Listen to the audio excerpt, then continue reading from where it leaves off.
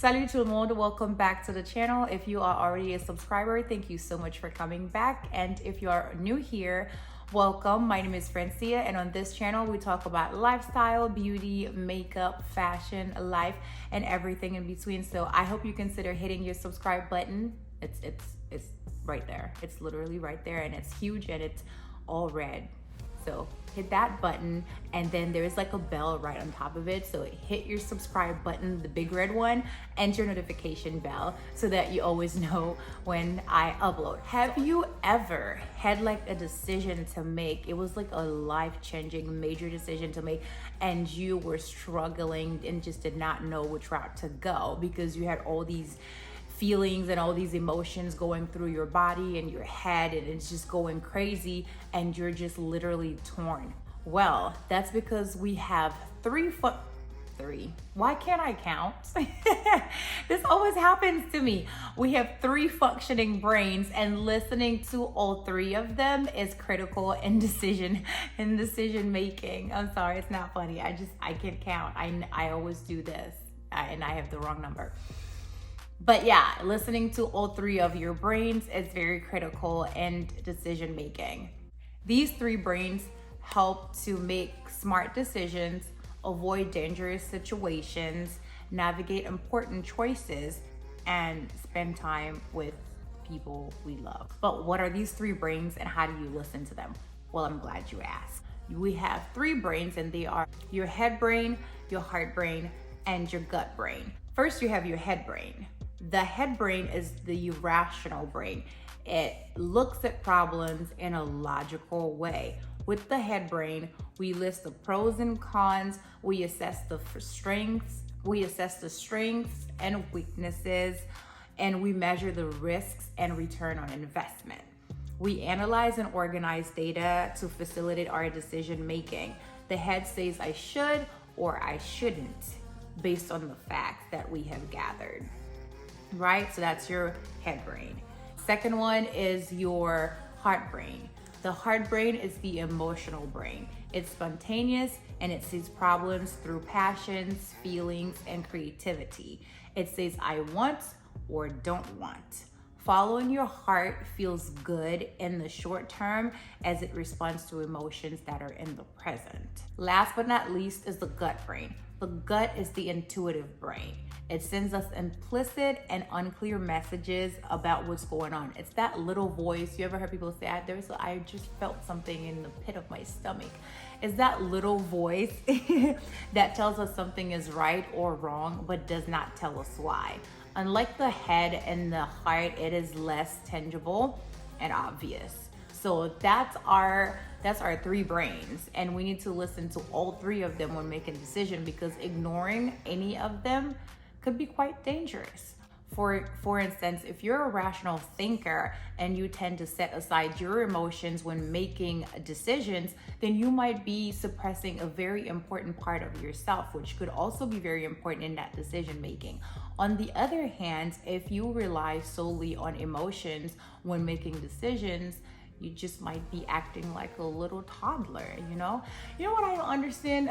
Like when I read these articles, I feel like they say stay coming for me, and I have done nothing to them. Like absolutely nothing. I just be here minding my business, and then they just keep coming for me. I'm not a toddler. I just have a lot of emotions. Anyway, well, how do you incorporate all three of your brains when making decisions? Wonder no more. Here are 5 ways, 5 steps, or 5 exercises, I want to say, whatever you want to call it, you can implement that will help you in making better decisions. Number 1 is when you have a major decision that you have to make, number 1 is to quiet all the noise. Quiet all the noise. You have to concentrate, and there's a certain level of focus that you have to reach. Now you can do that through meditation or any other way that works for you and help you reach that level of focus. And number 2 is to bring the awareness to your head. Once you are centered, think about the problem. Think about the choice that will be in front of you or that is in front of you, and bring the focus to your head. Like I said before, the head is the rational brain. And in that moment, just forget about all emotions and intuition. Think about the facts. What are the facts? What are the pros and cons? What will change? What's the best that can happen? And what's the worst thing that can happen?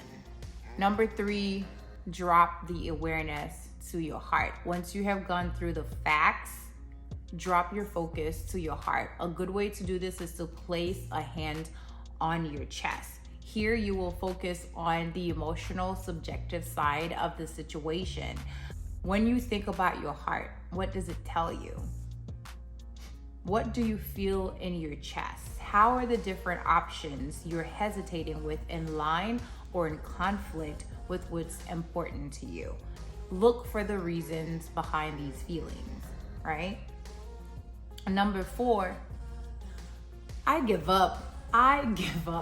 Number 4, drop again your awareness to your gut. Move your hand down to your stomach where your gut is, right?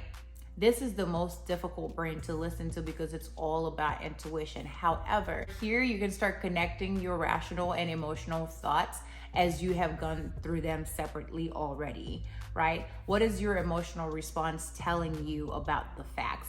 What will it take you to compromise what you consider important to avoid risks? What's the best thing that could happen again? And what's the worst thing that could happen? Will you regret this decision? How will you look back on this moment, and what will you think? Now, there's no right or wrong answers to these questions. Just be as honest as you can with yourself. Number 5 is look for any other physical sign and bring your awareness there. There are other places in your body that'll let you know that something is wrong, or that'll tense up when you have to make certain decisions. For some people, it's their throat closes. People have stiff necks. Other people have like tension built up in their shoulders. Some people experience back pain. It depends on the person, but there are other areas in your body that'll let you know that something is going on, and you need to pay attention to that so you can bring your focus down to those places and figure out why, there's tension there. To successfully listen to your head brain, your heart brain, and your gut brain, it requires a certain level of focus and awareness from you. It's not innate. It's not something that you were born with. It comes with practice, lots and lots of dedication and practice. If you want to improve this part in your life, you need to choose to work on it and follow the above steps that I have shared with you. I'll give you an example. It was very, very simple to end this video. I'm going to give you this one example. It happened to me. I wasn't paying attention at the time, and it just to show you, like, it could be the littlest thing. You have to pay attention to everything that happens to your body, and you have to make that conscious decision as to what you're going to listen to, right? So I got home with groceries, and then I brought some of them inside, and then the car key was in my pocket, so I put it where it belongs, right? And then as I'm putting the key back in its place, I heard, it's so stupid, I heard this little voice. It was a weird voice. And then I'm about to go outside to get the rest of the groceries, and the little voice said, take the key with you because you don't know if the trunk will open. And then I said out loud, like, why wouldn't the trunk open? The car is unlocked, right? And then I walked my behind outside, went to the trunk wouldn't open. I was like so mad. I had to do the walk of shame because I felt like whatever that voice was that told me to take the key with me was looking at me and going like, I told you so. But it was one of those moments I was like, yo, my gut just talked to me, or whatever that was. I was like, there was a little voice that told me to take that key with me because the trunk might not open. And I knew it was real because I literally responded out loud, why wouldn't it open? I just, like, the car is unlocked. And sure enough, when I got there, the trunk wouldn't open. That was shameful. So yeah. And I started paying attention. I've incorporated using these steps. because I haven't been doing it for a very long time. I'm not like an expert, but it really does help. But I also find it very, very difficult. You really have to focus to be able to listen to all three of them to help you make decisions. So I hope you guys found this helpful, and I hope you try to incorporate these steps in your life to help you make better decisions, and listen to your little voice, and don't leave the key inside because you never know. But yeah, let me know what you guys think. Like I said, I will link this article down below so that you guys could refer to it. I really hope you read it and you try to incorporate these things in your life. It'll change your life.